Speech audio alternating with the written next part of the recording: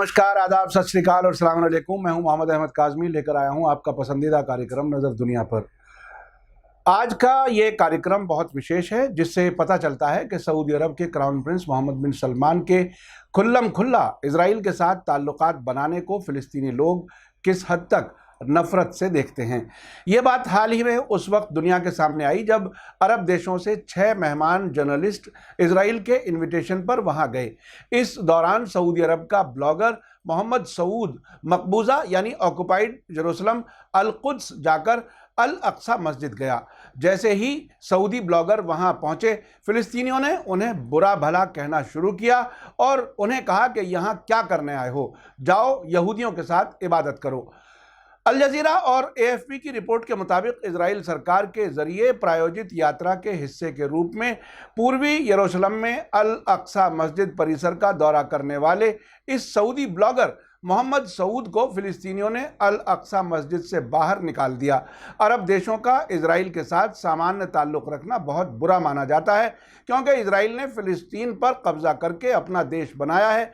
और उससे भी ज़्यादा अहम ये कि मुसलमानों के लिए तीसरे सबसे अहम समझे जाने वाले अल अक्सा मस्जिद पूर्वी यरूशलेम में मौजूद है, जो इजराइल के कब्ज़े में है। मोहम्मद सऊद अपने ट्रेडिशनल लिबास को पहने हुए अल अक्सा मस्जिद गया था। फिलिस्तीनियों के ज़रिए जब उस पर प्लास्टिक की कुर्सियां फेंकी गई और बुरा भला कहा गया और बच्चों ने उसके मुंह पर थूका, तो उसके बाद मोहम्मद सऊद को इजरायली सरकार के ज़रिए सोमवार को यरूशलेम के पुराने शहर से बाहर भेज दिया गया। फिलिस्तीनियों ने उसका इस हद तक अपमान किया कि उस पर देशद्रोही और ज़ायोनी होने का भी आरोप लगाया। सोशल मीडिया इस्तेमाल करने वालों ने अरबी हैशटैग सऊदी यरूशलेम से बाहर निकाल दिया का इस्तेमाल करके वीडियो फैला दिया। सऊद के ट्विटर पेज पर लिखा है कि वो कानून के स्टूडेंट हैं।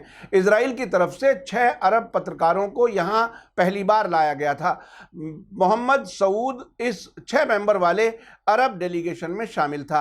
अरब पत्रकारों को ऑफिशियल तरीके से अपनी तरह की पहली यात्रा को इजराइल के विदेश मंत्रालय ने ऑर्गेनाइज किया था।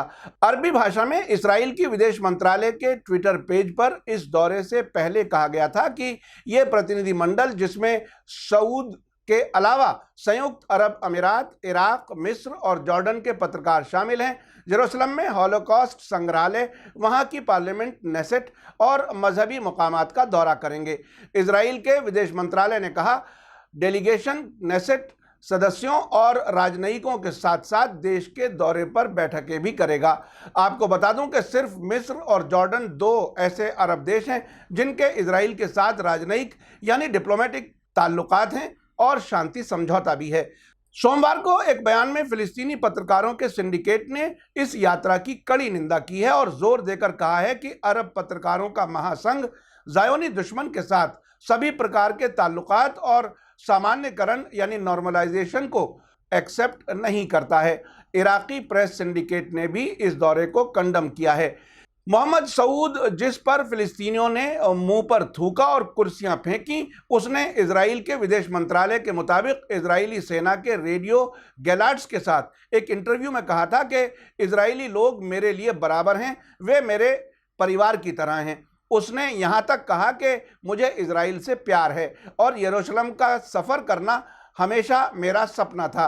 मोहम्मद सऊद ने अपने ट्विटर बायो में इजराइल की हिब्रू ज़बान में ओनली बीबी लिखा, जिसमें इजराइल के प्रधानमंत्री बेंजामिन नेतन्याहू का जिक्र था।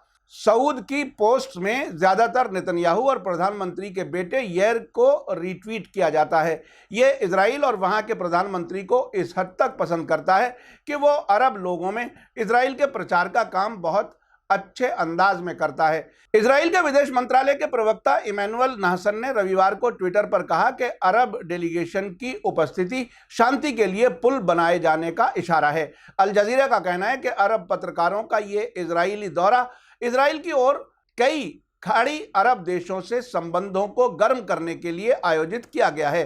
पिछले हफ्ते इजराइल और बहरीन दोनों के विदेश मंत्रियों ने अमेरिका में एक पब्लिक मीटिंग की, जो इस तरह की पहली मीटिंग थी। आपको मैं बता दूं कि सऊदी अरब के क्राउन प्रिंस मोहम्मद बिन सलमान का जब से अगले बादशाह बनना तय हुआ है और मुल्क में सबसे ताकतवर बने हैं, तभी से वे डोनाल्ड ट्रंप के दामाद और सलाहकार जारेड कुशनर के साथ मिलकर इस कोशिश में लगे हैं कि किसी तरह से सभी अरब देश इजराइल से डिप्लोमेटिक रिलेशंस कायम कर लें। सऊदी पत्रकार जमाल खाशोगी की इस्तांबुल में की गई हत्या के बाद मोहम्मद बिन सलमान ने कई अरब देशों का दौरा किया था और इजराइल से डिप्लोमेटिक ताल्लुकात बनाने के लिए वकालत की थी। जब वो अमेरिका में यात्रा पर थे तब भी उन्होंने यहूदियों की एक बैठक में कहा था कि यहूदियों को अपनी ज़मीन पर रहने का हक है, जबकि हकीकत यह है कि यूनाइटेड नेशंस की दस्तावेज़ों में भी यह जिक्र है कि इजराइल फ़िलिस्तीन पर कब्ज़ा करके बसाया गया है। लेकिन अब डोनाल्ड ट्रंप की पूरी कोशिश है कि किसी तरह से अरब देश इजराइल से डिप्लोमेटिक रिलेशंस कायम कर लें और इस मामले में ईरान को और उसका नज़रिया रखने वालों को तनहा कर दें। ईरान इजराइल को एक देश के तौर पर स्वीकार नहीं करता। कुछ महीने पहले इजराइल के प्रधानमंत्री बेंजामिन नेतन्याहू ने बिना पहले से ऐलान किए ओमान का 3 दिन का दौरा किया था। इजराइल के कई मंत्री यूनाइटेड अरब एमिरेट्स यानी संयुक्त अरब इमारात, अबू धाबी और दुबई आ चुके हैं। पिछले दिनों बहरीन की राजधानी मनामा में अमेरिका के जरिए फिलिस्तीन के आर्थिक विकास पर मीटिंग हुई थी, जिसका मकसद अरब देशों को इजराइल के निकट लाना था। लेकिन अपनी जनता के मूड को भांपते हुए वहां अरब देशों के बड़े नेता नहीं पहुंचे। इन सभी देशों के लोग इजराइल के जरिए फिलिस्तीनियों पर होने वाले जुल्म और अल अक्सा मस्जिद पर कब्जे की वजह से इजराइल से नफरत करते हैं और अगर उनकी हुकूमतें इजराइल से ताल्लुकात नॉर्मल करती हैं तो इन हुकूमतों को अपने ही लोगों के गुस्से का सामना करना होगा। शायद उसके लिए कोई भी अरब बादशाह तैयार नहीं है। मेरा कार्यक्रम कैसा लगा कमेंट्स में ज़रूर लिखें। इसी के साथ मुझे दीजिए इजाज़त। धन्यवाद, शुक्रिया। जय भारत, जय हिंद।